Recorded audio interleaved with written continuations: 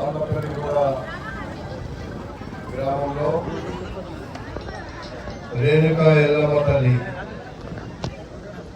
మన గ్రామానికి దీవెనలు ఇవ్వాలని, మన గ్రామంలో ఉన్నటువంటి ప్రజలందరూ సుఖ సంతోషాలతో ఉండాలని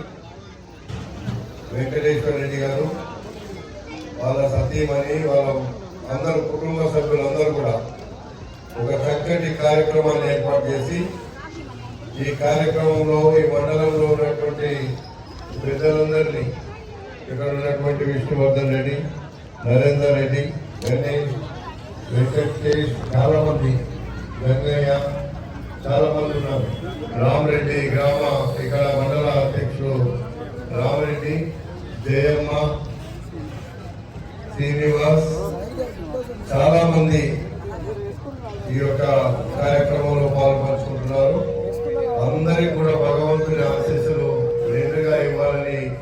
కోరుకుంటూ, గతంలో మరి దేవుని సేవలో ఉన్నటువంటి మీరందరూ ఈరోజు కూడా మీరంతా దేవుని యొక్క సేవలో ఉన్నారు. మన కష్టాలను, మన సుఖాలను, మన ప్రాంత అభివృద్ధిని కోరుకున్న మీ అందరికీ భగవంతుడు చల్లగా చూసి ఎన్నికల ముందు మేము ఏదైతే హామీలు ఇచ్చినామో, కాంగ్రెస్ పార్టీ అధికారంలోకి వస్తే పేదవాళ్ళందరినీ ఇల్లు లేకున్నా, పింఛన్ లేకున్నా, రేషన్ కార్డు లేకున్నా, మహిళలకు, పొదుపు సంఘాలు ఉన్నటువంటి మహిళలకు, అదే విధంగా హాస్పిటల్లో పోతే 10 లక్షల వరకు ఇవ్వడానికి ఉచిత కరెంటు, గ్యాస్, ఇవన్నీ మీకు చక్కగా అందాలని దేవుణ్ణి నేను కూడా ప్రార్థిస్తున్నా. మీరు కూడా అందరూ దేవుని దయతో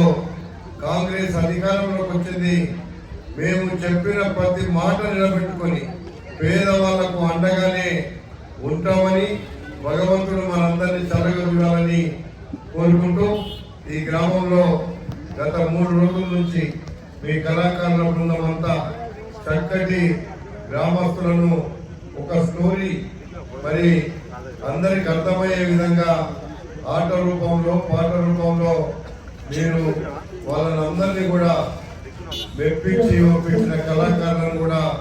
అభినందిస్తూ, మన గ్రామాలలో అందరం ఒక కుటుంబం,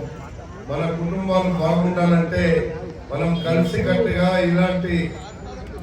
కార్యక్రమాలు చేసుకుంటే తప్పకుండా గ్రామాలలో ఉండేటువంటి